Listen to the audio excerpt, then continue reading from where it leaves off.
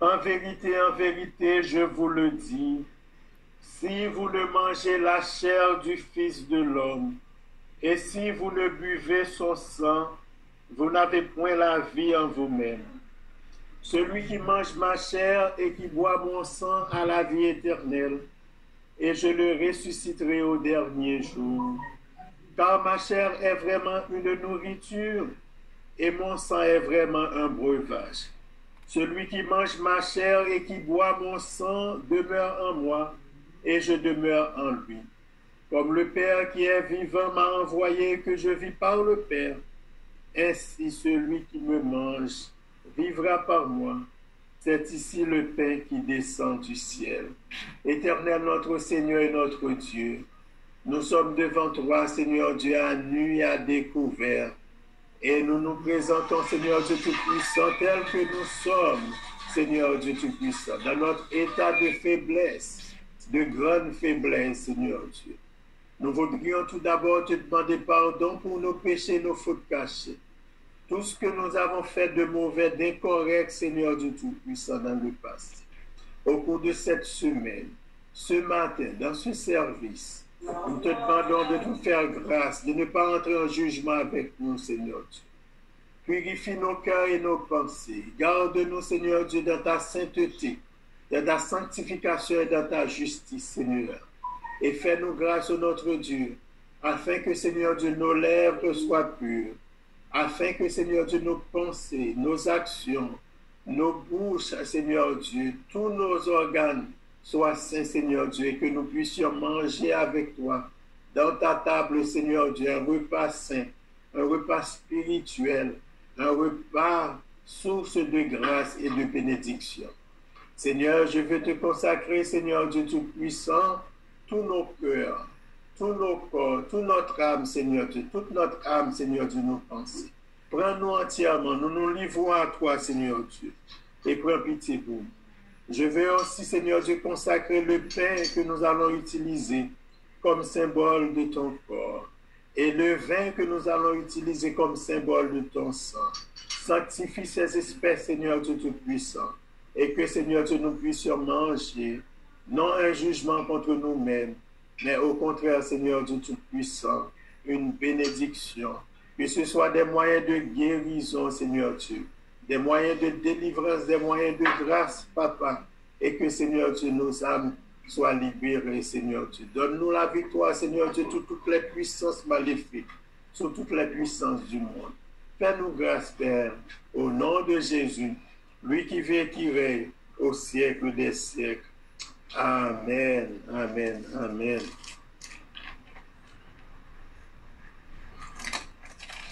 Car j'ai reçu du Seigneur ce que je vous ai enseigné, c'est que le Seigneur Jésus, dans la nuit où il fut livré, prit du pain, et après avoir rompu le rompit et dit, « Ceci est mon corps qui est rompu pour vous, faites ceci en mémoire de moi. » Je vais vous inviter à manger ce petit morceau de pain, en souvenir du corps de Jésus-Christ, meurtri, brisé pour nous sur le bois infâme du calvaire. Mangeons ensemble, mes frères, mes sœurs. Mangeons ensemble à la gloire de Dieu.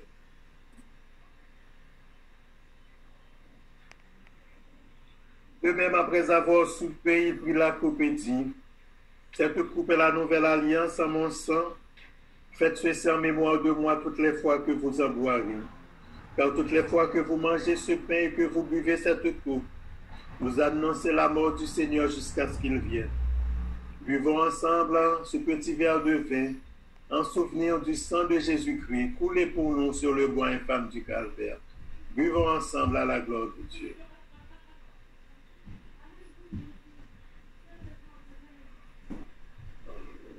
Pour toute la terre, ta majesté s'élève au-dessus des cieux. Par la bouche des enfants et de ceux qui sont à la mamelle, tu as fondé ta gloire pour confondre tes adversaires, pour imposer silence à l'ennemi et aux vindicatifs. Quand je contemple les cieux, ouvrage de tes mains, la lune et les étoiles que tu as créées, qu'est-ce que l'homme? Que sommes-nous, Seigneur, ce matin? Encore une fois, Seigneur Dieu Tout-Puissant, pour que tu nous accueilles dans dans ton salon, dans ta salle à manger, Seigneur Dieu, pour que tu nous accueilles, Seigneur Dieu, à ta table, malgré notre état, malgré notre imperfection, malgré notre impureté, malgré notre insalubrité, Seigneur Dieu. Seigneur, tout d'abord, nous n'avons qu'à te dire merci pour cette grâce, pour ce privilège. C'est une bénédiction pour nous, Seigneur Dieu, d'être assis avec toi, Seigneur Dieu, d'être accueillis par toi. Merci. Accepte, Seigneur Dieu Tout-Puissant, l'expression de nos remerciements. Nous avons prié et tu nous as répondu. Et maintenant, Seigneur Dieu, nous te donnons gloire dans la grande assemblée. Nous te louons, nous t'exaltons, Seigneur Dieu. Fais-nous grâce au notre Dieu. Merci, Seigneur Dieu. Pense, Seigneur Dieu Tout-Puissant, à ceux qui ont besoin de statut dans ce pays, Seigneur Dieu. Il y en a encore, Seigneur Dieu, qui n'ont pas encore de statut.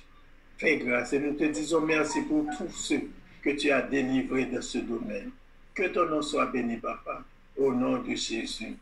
Amen. Bénissons du dernier temps, signe que nous trouvons dans 2 Timothée chapitre 3, les versets 1er au 5e. 2 Timothée chapitre 3, versets 1 à 5, voilà ce que je lis.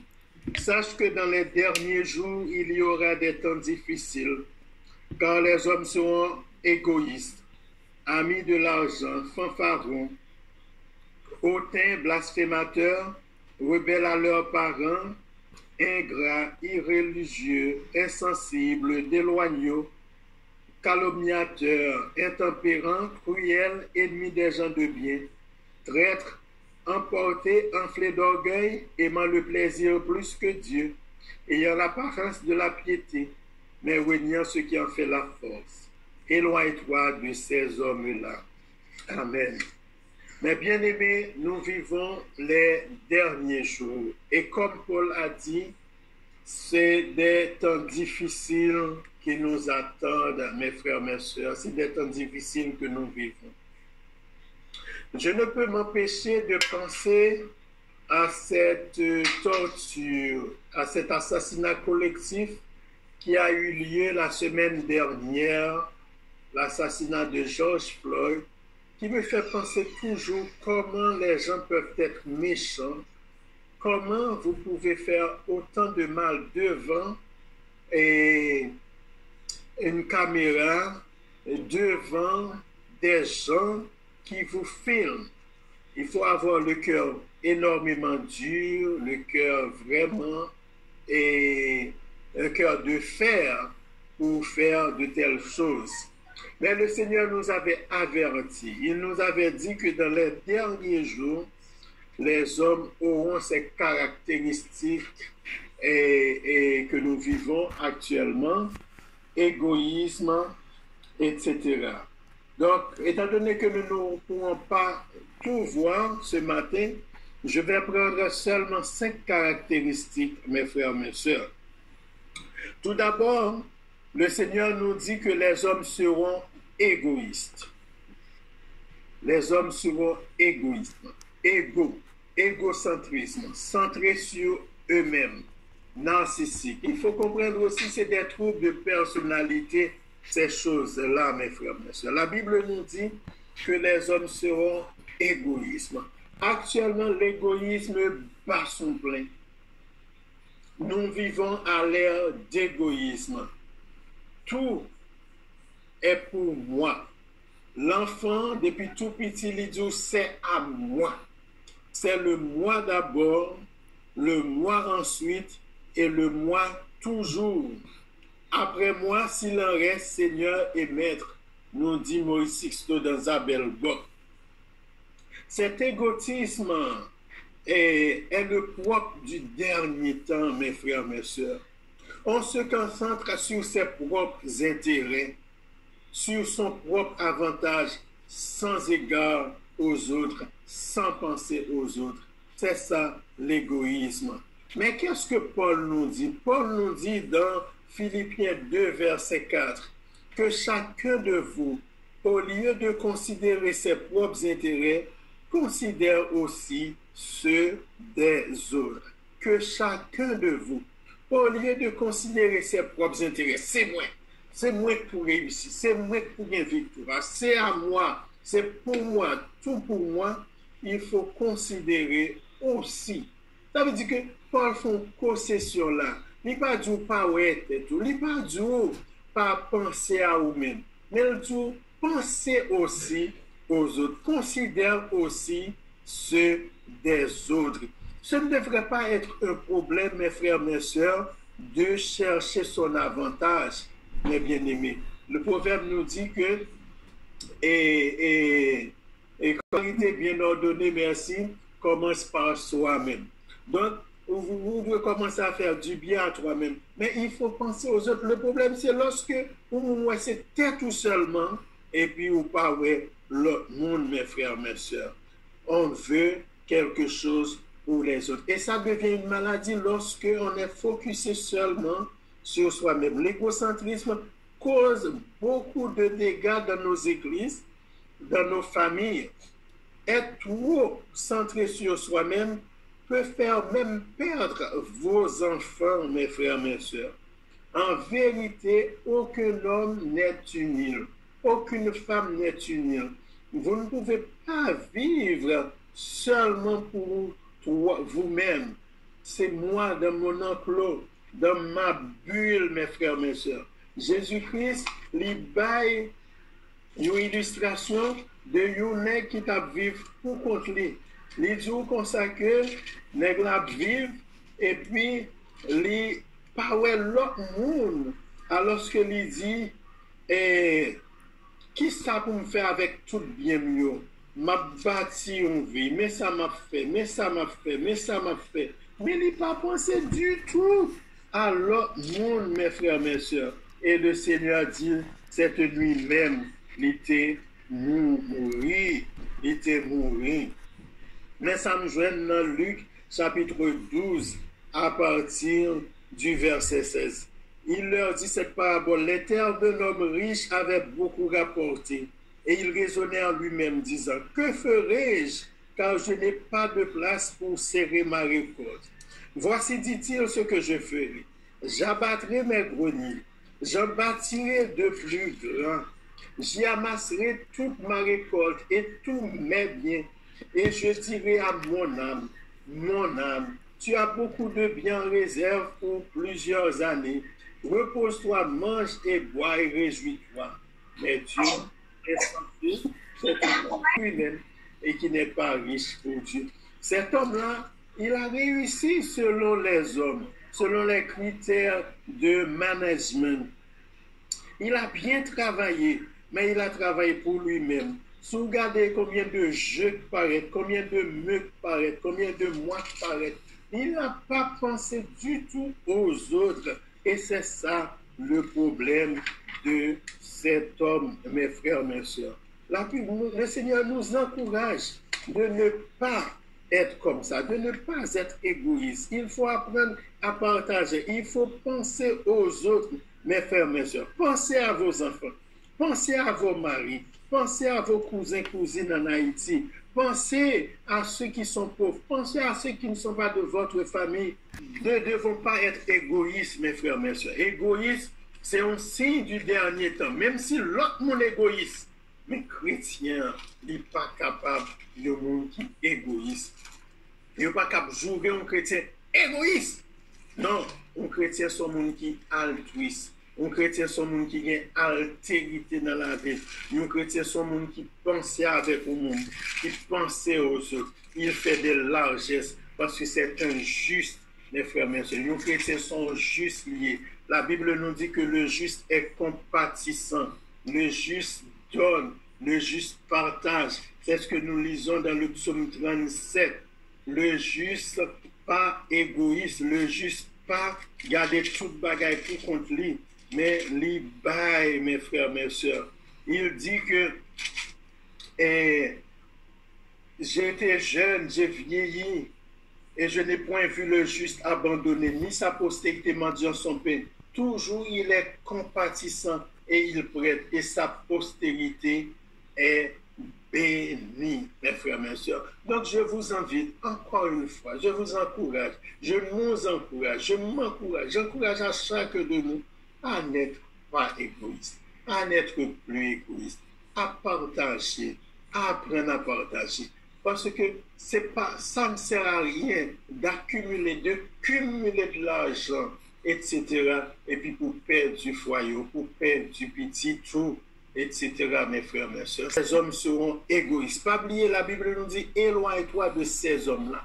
Et c'est autant que possible, autant que faire se peut, pas arrêter beaucoup de monde qui est égoïste, parce que la fait un pile de dégâts dans la vie. Le monde qui est égoïste, il sans cœur, généralement, il sans amour, il est tête, et dans zèle pour le faire, pour le réussir, eh bien, il a fait un pile de dégâts sur son passage, mes frères, mes soeurs.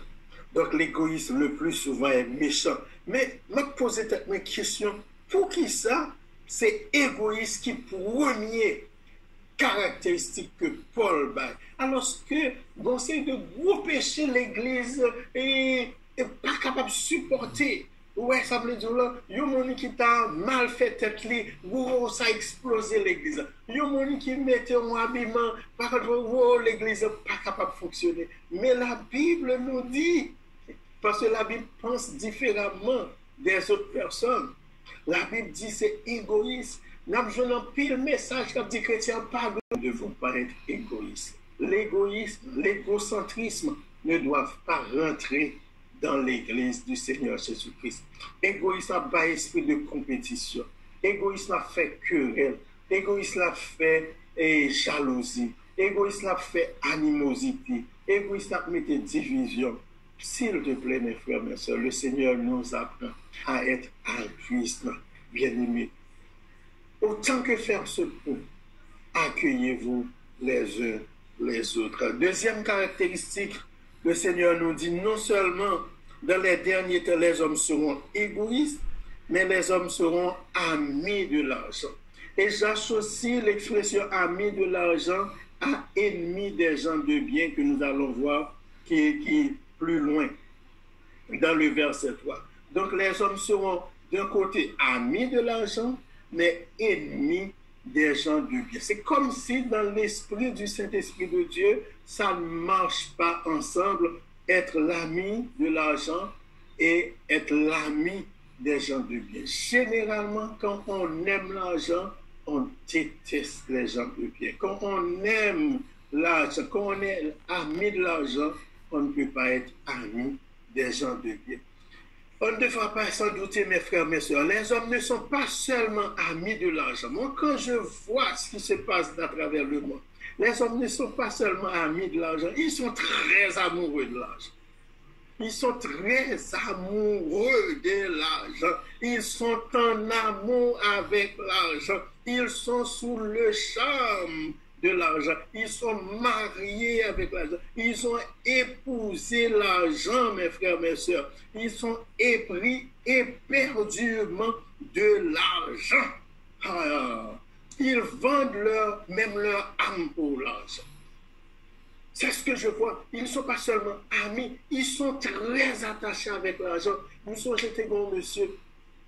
D'un coup, un néglan, plein comme. Il était un petit qui connaît paraître dans le buffet, qui prend quoi dépenser. Mais il mourit peu de temps après. Il vend l'amener pour l'argent. Au 6, verset 6 à 10, il dit, mais ceux qui veulent s'enrichir tombent dans la tentation, dans le piège et dans beaucoup de désirs insensés et pernicieux qui plongent les hommes dans la ruine et la perdition. Car l'amour de l'argent est une racine de tous les maux. Et quelques-uns en étant possédés, le verbe est au passif, en étant possédé. C'est-à-dire, je suis possédé par l'amour de l'argent. Je suis possédé. Donc, l'amour de l'argent me possède. Je suis emporté par l'amour de l'argent.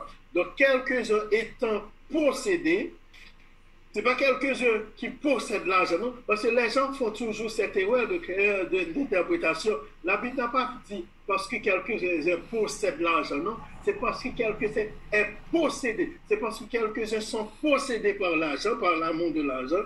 Ils se sont égarés loin de la foi et se sont jetés eux-mêmes dans bien des tourments. Il y a un pile monde qui est en prison, c'est parce que vous aimez l'argent. La vie, c'est parce que vous aimez l'argent, mes frères, mes soeurs. Dans Hébreux 13, versets 5 à 6, Hébreux 13, versets 5 à 6, voilà ce que l'auteur, le Saint-Esprit nous dit. Hébreux 13, verset 5 à 6, il dit, ne vous livrez pas à l'amour de l'argent. Contentez-vous de ce que vous avez. On parle de contentement cette année, car Dieu lui-même a dit, je ne te délaisserai point et je ne t'abandonnerai point. C'est avec assurance que nous pouvons dire, le Seigneur est mon aide, je ne craindrai rien. Que peut me faire un homme? Oui, mes frères, mes soeurs, le Seigneur nous demande de ne pas aimer, de ne pas être amoureux de l'argent. L'argent doit être un outil. L'argent doit être des moyens.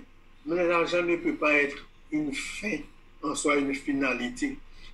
L'argent rend hautain. L'amour de l'argent rend méchant, autosuffisant. L'amour de l'argent, mes frères, mes soeurs, le fait que l'argent donne gloire, respect, honneur, et qu'on dit en Haïti qui te fait musique sous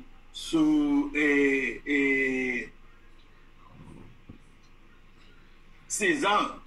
Monsieur te fait musique qui te relève César, et puis il dit, l'or blaye dans poche moins, il y a sécurité, il y a la paix dans le cas.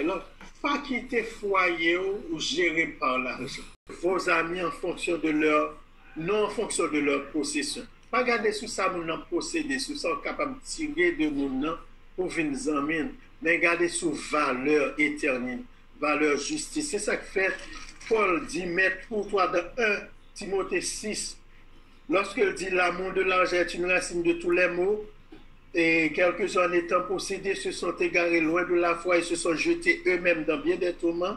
Le verset 11, il dit, pour toi. Chaque monde va pour toi. Et ce matin, à chaque homme qu'il a, à chaque femme qu'il a, je vais vous dire, pour toi, homme de Dieu, femme de Dieu, quittez l'autre monde chercher l'argent, quittez l'autre monde remettre l'argent, quittez l'autre monde l'aider et dominé par l'argent. Mais pour toi, homme de Dieu, fuis ces choses et recherche la justice, la piété, la foi, la charité, la patience, la douceur. Et dans 1 Timothée, il dit avec ceux qui évoquent le Seigneur d'un cœur pur. Donc, mes frères, mes sœurs, s'il vous plaît, mettez bonne valeur, valeur de justice, valeur de piété, valeur de la foi, valeur de charité, patience, douceur, mes frères, mes sœurs. C'est ça qui peut aider nous vivre, bien-aimés. Cherchez bon monde pour faire amis. Donc, non seulement les derniers temps seront caractérisés par l'égoïsme, l'égocentrisme, l'amour de l'argent, l'ennemi des gens de bien, mais Paul nous dit que dans les derniers temps, les gens seront fanfarons et hautains. Je vais voir ces deux thèmes avec vous rapidement pour finir. Les gens seront fanfarons et les gens seront... C'est moun qui diolent en bon créole, moun qui vend tête yo. Les fanfarons sont des gens vaniteux. Généralement, c'est moun qui vaniteux. Nous sommes en Haïti, là, depuis longtemps, où je des nègres diaspora, ils sont voyager, ou un nègre en plein chaîne, en or. Mais ils disent, c'est prêter nègre comme prêter. C'est louer, c'est etc. Et puis pour une fait intéressant. Et avec ça, ils joignent fruit, ils joignent un bon monde, bon petit monde. Le Seigneur nous dit de ne pas être vaniteux, de ne pas être hautain, de ne pas être arrogant. Un chrétien ne peut pas être un homme vain, un homme hautain, un homme arrogant, mes frères, mes sœurs. La société de consommation nous incite à être fanfarons. On veut se vendre. L'on a entrevu, on vend tout. On vend ses capacités, on vend ses compétences, on vend notre savoir, on vend notre avoir. On veut montrer machine nous.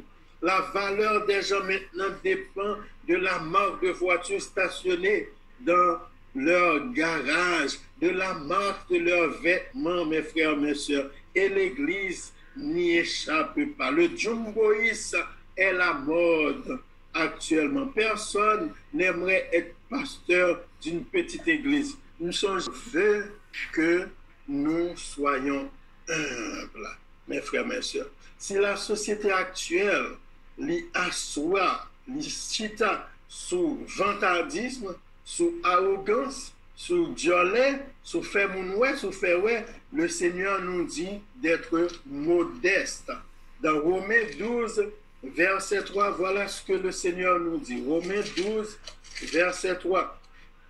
Mais dis-nous, par la grâce qui m'a été donnée, je dis à chacun de vous de n'avoir pas de lui-même une trop haute opinion, mais de revêtir des sentiments modestes selon la mesure de foi que Dieu a départie à chacun de nous. Le Seigneur voulait pour nous modestes, pour nous humbles, mes frères, mes sœurs. Un fanfaron n'est pas humble.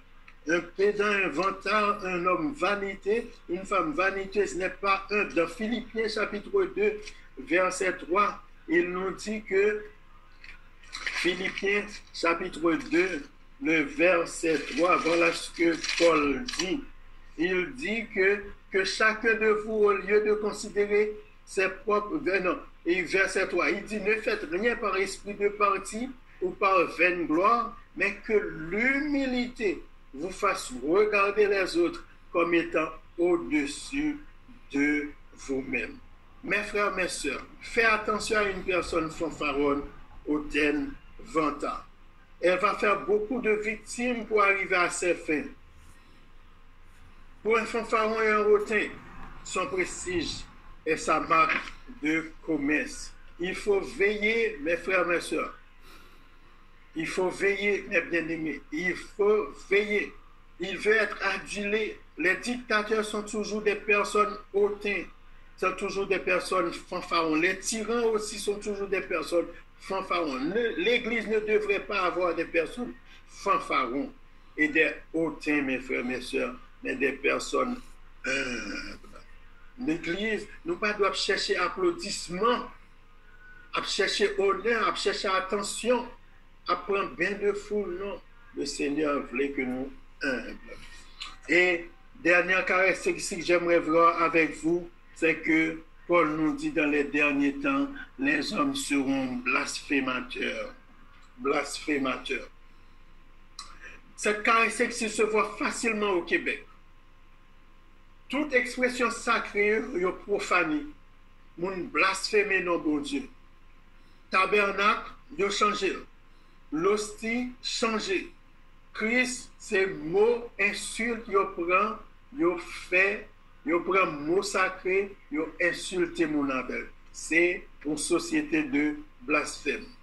Blasphème, non bien aimé, il prend pile place dans la société. Et il voulait entrer l'église là, sournoisement. On moun blasphémer, sous prend mot dans le blasphémer le Saint-Esprit, c'est prendre gloire qui pour mon Dieu, gloire pour Saint-Esprit ou attribuer à Satan. Blasphème, il commence à prendre pile place l'église. Et moun ba menti dans non bon Dieu. Son blasphème. Ou blasphémer non bon Dieu lorsque nous fait avilir non bon Dieu. Ou blasphémer non bon Dieu lorsqu'on dit bon Dieu dit et pourtant bon Dieu pas de jamais dit.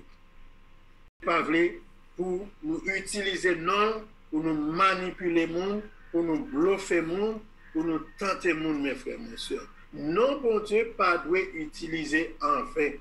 C'est de la profanation. Moun a parlé en langue.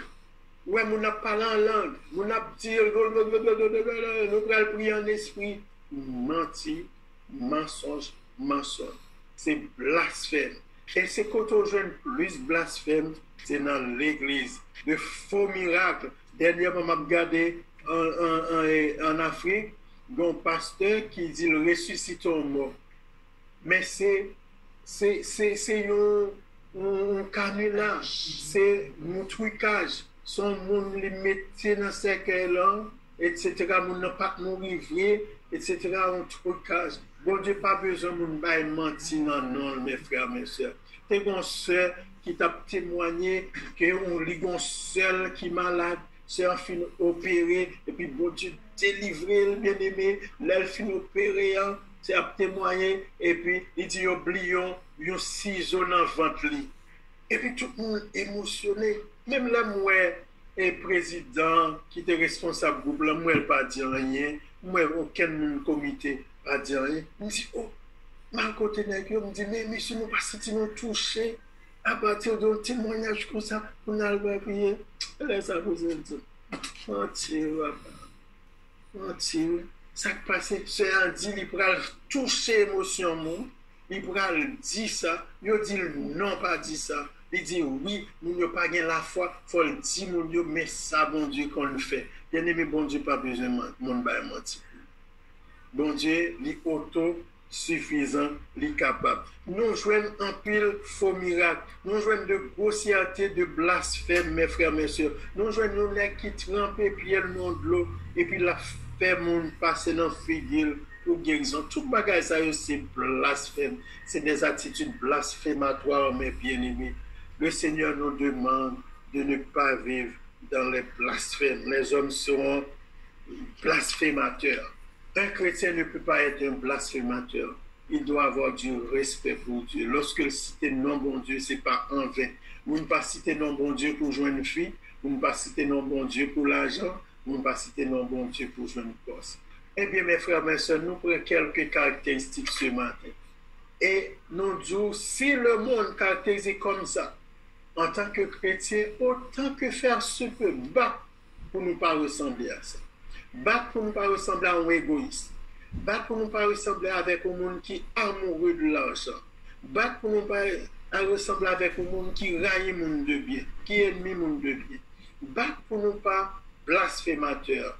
Et battre pour ne pas égoïste, mes frères, mes soeurs. Battre pour ne pas hautain. Battre pour ne pas orgueilleux. Que le Seigneur vous bénisse. Que le Seigneur nous aide à être comme il veut. Que la paix du Seigneur soit avec vous tous. Amen.